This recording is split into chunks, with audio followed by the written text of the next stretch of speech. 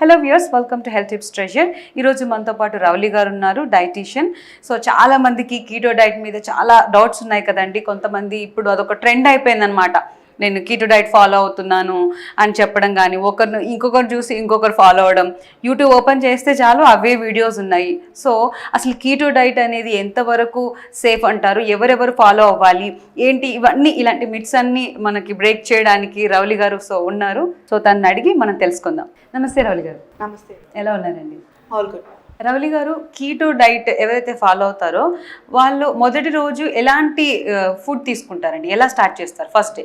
Keto డైట్లో మొదటి రోజు ఒక స్పెసిఫిక్ ఫుడ్, దాని తర్వాత like different type of diet plans ఉంటుంది కదా, అలా ఏమి ఉండదు. డే 1 నుంచి లైక్ కీటో డైట్ ఎండ్ చేసే వరకు will be having similar type of diet plan ఉంటుంది. ఓకే, ప్రతిరోజు సేమ్ అలానే ఉంటుంది? అంటే ప్రతిరోజు ఏమంటే మనం వెరైటీ ఆఫ్ ఫుడ్స్ మార్చుకోవచ్చు. అంటే లైక్ కార్బోహైడ్రేట్స్ రిస్ట్రిక్ట్ చేసి ప్రోటీన్ కూడా లైక్ రిస్ట్రిక్ట్ చేస్తారు. ఫ్యాట్ కంటెంట్ ఎక్కువ ఉన్న ఫుడ్ మాత్రమే తీసుకుంటారు.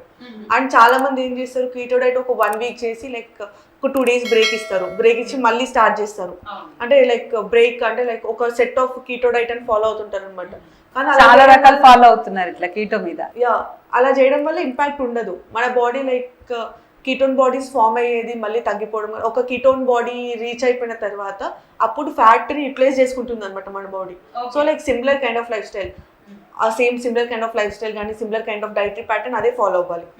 అంటే కంటిన్యూస్గా కొంతమంది 7 days అలా ఫాలో అవుతారు కదండి, వారం 10 రోజులు. దాని తర్వాత మళ్ళీ తిరిగి నార్మల్ డైట్లోకి రావచ్చు అంటారా వాళ్ళు?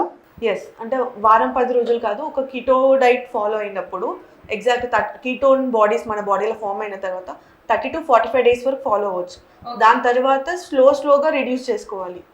అంటే లైక్ ఒకేసారి మళ్ళీ లైక్ హై కార్బ్ డైట్ తీసుకోకుండా స్లోగా రిడ్యూస్ చేసుకోవాలి. కార్బోహైడ్రేట్ కంటెంట్ పెంచుకుంటూ లైక్ ఫ్యాట్ కంటెంట్ రిడ్యూస్ చేసుకుంటూ రావాలి.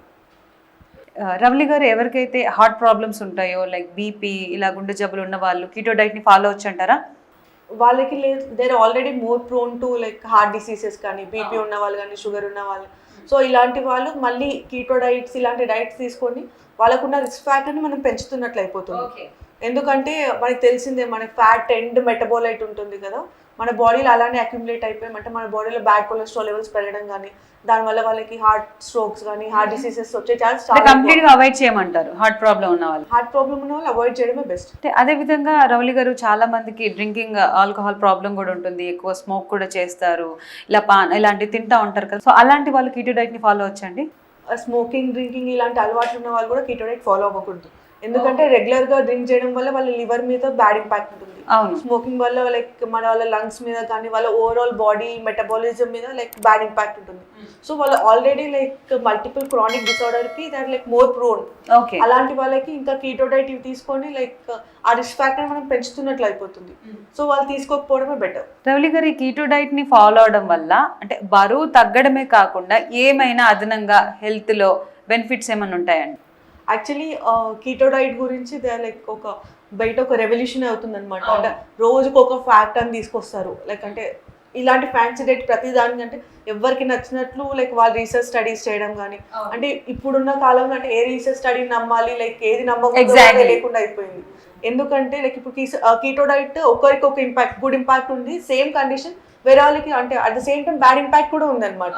సో అందుకని చెప్పేసి లైక్ దీనివల్ల లైక్ కంప్లీట్గా ఈ కండిషన్ తగ్గిపోతుంది, అంటే దీనివల్ల ఒక థెరపటిక్ కండిషన్ డిసీజెస్ తగ్గుతాయి అలా అని మనం ఏం చెప్పలేము. జస్ట్ ఓన్లీ వెయిట్ లాస్కి హెల్ప్. అంటే వెయిట్ లాస్ ఎందుకు, మనం కార్బ్స్ ఏం తీసుకోవట్లేదు, ఫ్యాట్ మనం యూటిలైజ్ చేసుకుంటున్నాం కాబట్టి వెయిట్ లాస్కి హెల్ప్ అవుతుంది. అండ్ అంటే this is not at all weight loss diet. ఈ వెయిట్ లాస్ డైట్ అసలు కాదు. నేను ఆల్రెడీ చెప్పినట్లు మనకి ఇది ఎపిలెప్సీ కండిషన్ ఉన్న వాళ్ళు మాత్రమే సజెస్ట్ చేస్తారు. వాళ్ళకి మాత్రమే లైక్ డాక్టర్ సజెస్ట్ చేస్తారు. అంటే కీటో ఫ్లూ అని కూడా వింటా ఉన్నాం కదండి, అసలు కీటో ఫ్లూ అంటే ఏంటి? అంటే కీటో డైట్ స్టార్ట్ చేసినప్పుడు మనం నార్మల్ డైట్ తీసుకొని సడన్ గా if you're coming to the keto diet, అంటే మనము ఒక డైటరీ ప్యాటర్న్ మొత్తం మార్చడం వల్ల మనకి నాసియా కానీ, కాన్స్టిపేషన్ కానీ, అండ్ ఎట్లా అంటే లైక్ స్లీప్ లేకపోవడం కానీ, వీక్ అయిపోవడము, అండ్ కొద్దిమందికి లైక్ వామిటింగ్స్ అవ్వడము, అండ్ వాళ్ళకి ఇండైజెషన్ ప్రాబ్లం ఉండడము, ఇలాంటి సిమ్టమ్స్ అన్ని ఉంటాయి అనమాట. దీన్ని కీటో ఫ్లూ అంటారు. ఈ కీటో ఫ్లూకి లైక్ కొద్దిమంది చాలా త్వరగా అడ్జస్ట్ అయిపోతారు, కొద్దిమందికి చాలా టైం పడుతుంది. రవలి గారు, ఇప్పుడు ఈ కీటో ఫ్లూ అనేది మీరు చెప్పారు కదా, సో అంటే ఈ కీటో ఫ్లూ వచ్చిన వాళ్ళకి ఆరోగ్య సమస్యలు ఏ విధంగా ఉంటాయంటారు? కీటో ఫ్లూలో లైక్ అంటే చాలా లాంగ్ లాస్టింగ్ కండిషన్ అని కాదు.